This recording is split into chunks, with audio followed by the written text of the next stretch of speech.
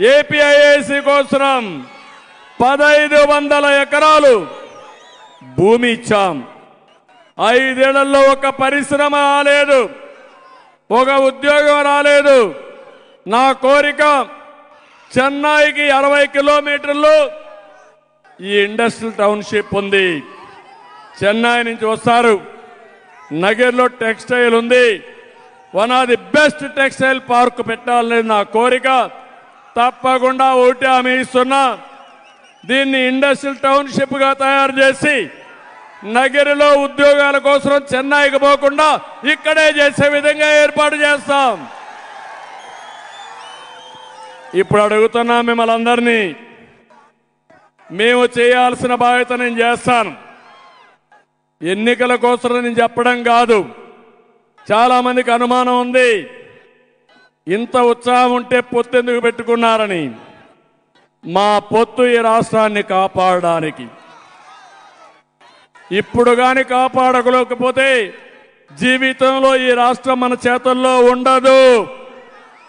ఇప్పటికే 30 ఏళ్ళు ఎన్నికెళ్ళిపోయాం. చీకటి పాలన, చీకటి జీవాలు, అందరి జీవితాలు అంధకారం అయిపోయినాయి. మా 3 పార్టీలు ఒకరు ఎక్కువ ఒకరు తక్కువ కాదు. రాష్ట్రాన్ని కాపాడుకోవడానికి ముగ్గురం కలిసి నడుస్తున్నాం ఎన్నికల కోసం.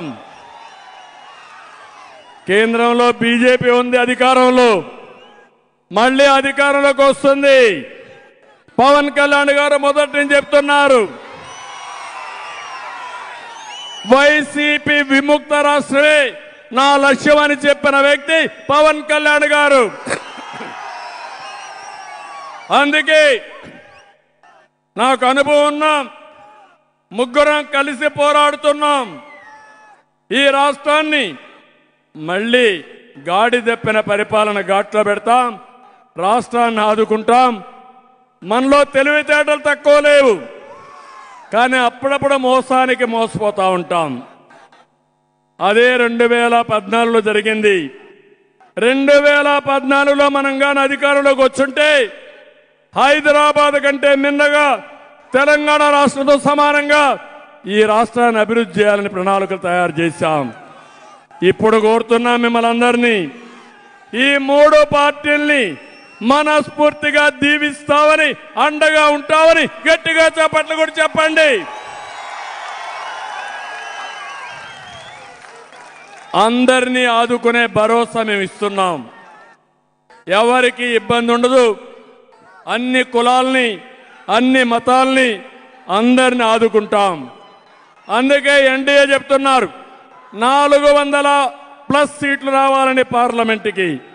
అందుకే నేను చెప్తున్నా, ఆంధ్రప్రదేశ్లో 160+ ఎమ్మెల్యేలు రావాలి, 24+ ఎంపీలు రావాలి. కడప కూడా మనదే. Why not Pulivendula? అన్ని వస్తే ఎక్కడుంటావో నాకే తెలియడం లేదు. ఆ మారికి ఉత్సాహం ఉంది, ఊపు ఉంది. మీలో ఎక్కడ చూసినా ఆవేదన ఉంది. మీ ఆవేదన రేపు రాబోయే ఎన్నికల్లో ఒక అగ్నిగా మారి వైసీపీ వైఎస్ఆర్ కాంగ్రెస్ పార్టీ భస్మం అయిపోతుంది. అయిపోవాలి.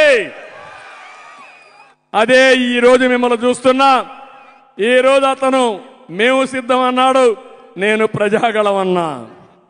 ప్రజాగళం ముందర మేము సిద్ధం. ఏమవుతుంది? డౌన్ అవుతుంది. మా తమ్ముడు చెప్తున్నాడు. అదే ఈరోజు ప్రజాబలం, అదే ప్రజాగళం. ప్రజాగళం ముందర కుప్పి గంతులు పనికి రావని వైఎస్ఆర్ కాంగ్రెస్ నాయకులకు చెప్తూ, ఇప్పుడు ఎవరు భయపడద్దండి. ఎన్నికల కమిషన్ చేసింది, స్వచ్ఛందంగా రోడ్ల మీదకి రండి. వాళ్ళు మనం ఒకటే. జగన్మోహన్ రెడ్డి పెద్ద గొప్ప కాదు, మనం తక్కువ కాదు. పోలీసులు లేరు ఆయనకు, మనకు కూడా పోలీసులు ఉంటారు. ఎవరైనా చేయకపోతే ఎన్నికల కమిషన్ ఉంది వీళ్ళ కత్తేల్చడానికి. గేమ్ స్టార్ట్ అయింది. యుద్ధం ప్రారంభమైంది. ఈ యుద్ధంలో ఎన్డీఏ గెలుపు ఎవ్వడు ఆపలేడు.